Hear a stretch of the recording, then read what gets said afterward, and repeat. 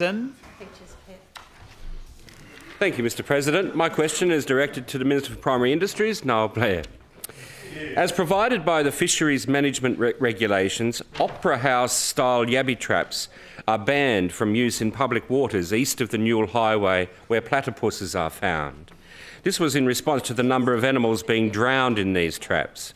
It is, however, still legal to use these traps in public waters in parts of Western New South Wales.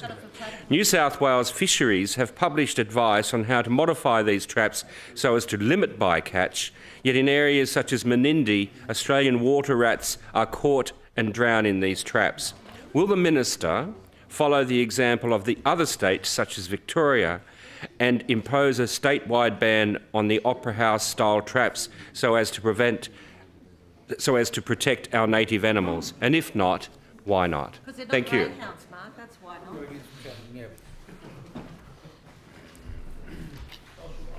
Mr. President, I thank the member for his very detailed question, and as I look across to the President's gallery to see if there is a House folder note on such a detailed question, the response and the look on the faces I'm sorry, is the reason why I found the beginning of my answer just a little bit humorous, because I'm certainly on my own on this one, Mr. President.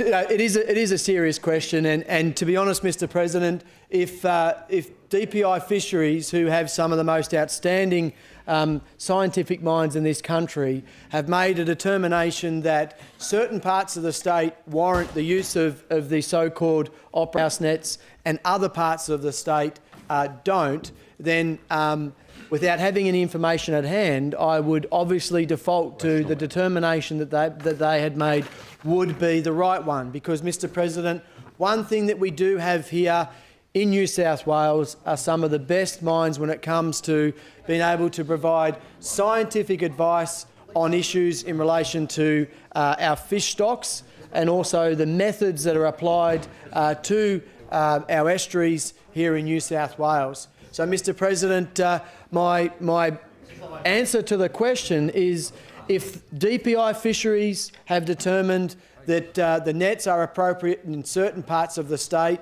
then the default setting that I have is that I would obviously support the status quo. If, however, there is further advice or other information that the department feels necessary to provide me with in relation to this matter, I'm happy to review that advice. But at the moment, if there is a clear distinction that in certain parts of the state and in certain waters there has been a decision to allow them, and in other parts they are not, then obviously some form of assessment I'm assuming has occurred, and again that's an assessment that would have been done by the best in the business. As I said, Mr. President, if DPI Fisheries have any further advice, I'm sure I'll receive that, and if I do receive any further advice, I'm happy to share that with the member. Supplementary question, Mr. President. The Honourable Mark Pearson on a supplementary question. Will the Minister please elucidate and answer the question in relation to why would the DPI not follow the other states which have a complete ban of that? No answer. Order.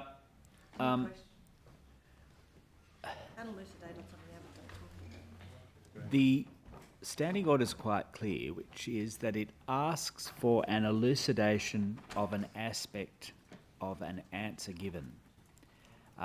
It is not in order to ask for the Minister to address a part of the question that was not answered.